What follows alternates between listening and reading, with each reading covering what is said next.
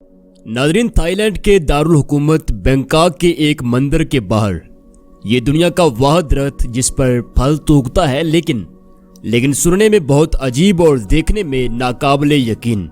जी हाँ, नारीलता नामी ये फ्रूट लंबे अरसा से इंटरनेट पर बहस का मरकज बना हुआ है। इसकी नेट इन्फॉर्मेशन के मुताबिक ये दरख्त जिसका नाम नारीलता है, ये 20 साल में एक बार फल देता है और वो फल हैरत अंगेज तौर पर किसी खूबसूरत लड़की का मुजस्मा होता है। लोग इसे देखने के लिए दूर दूर से आते हैं। लड़की के बाल सब्ज और जिस्म सफ़ेद होता है। चूंकि ये दरख्त मंदिर के अहाते में है तो इसके साथ किसी मजहबी लोक दास्तान का जुड़ा होना भी अशद ज़रूरी है। नाज़रीन, बुद्ध मत के लोगों के मुताबिक एक बार उनके पुत्र भगवान अपने बीवी बच्चों के साथ इस जंगल में आए जहां आज ये मंदिर और दरख्त मौजूद है।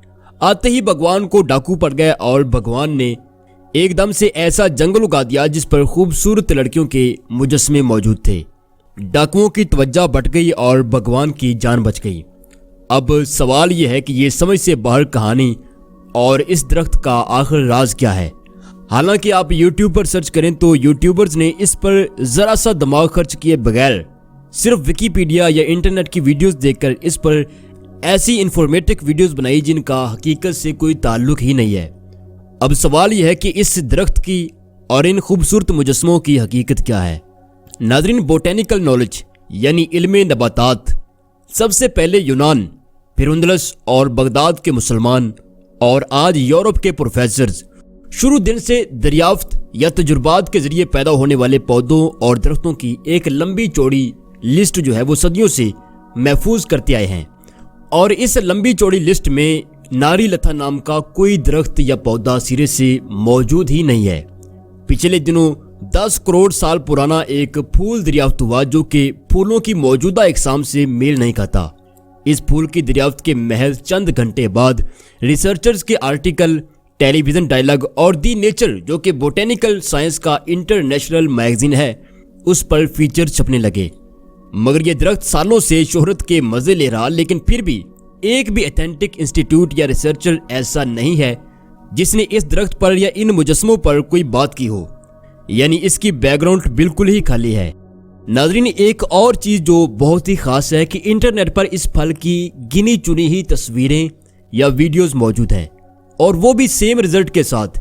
यानी ये सिर्फ किसी एक ही बंदे की शूट करदा वीडियोस हैं। पहली बार ये दरख्त 2008 में इंटरनेट पर नजर आया और तब से अब तक ये खासी बहस बटोर चुका है। लेकिन सवाल फिर भी वही कि आखिर राज क्या है। क्या ये फल हकीकत में वजूद नहीं रखता या कुछ और है? आइए हम इस मिस्ट्री को हल करने के लिए चीन चलते हैं। ये है मिस्टर जिंग हिंग, एक चाइनीज फार्मर।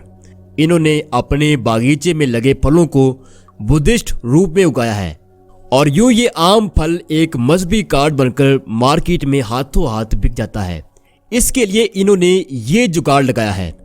यही टेक्निक लगाकर चीन वाटरमेलन और दूसरे फलों को लोगों के मजहबी और रोमानवी जज्बात से जोड़ता है और यूं चीन की सेल का लेवल आसमानों को छूने लगता है।